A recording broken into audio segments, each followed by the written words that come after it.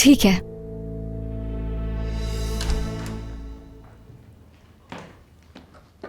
Good night. Good night Saba. Good night.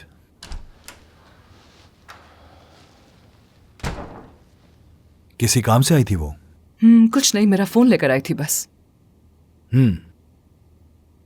Sadia, ये बताओ मेरे साथ खाने पर चलोगी कल?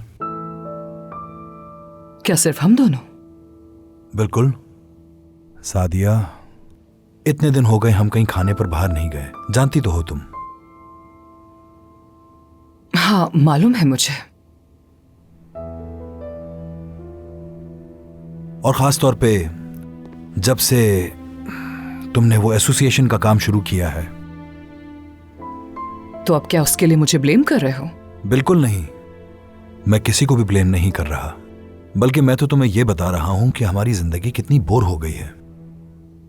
मतलब अब तो हम हमेशा वही बातें, वही काम कर रहे हैं जो हमेशा से करते आ रहे हैं। खास तौर पर जब से नसरीन और उसकी मां आई हैं।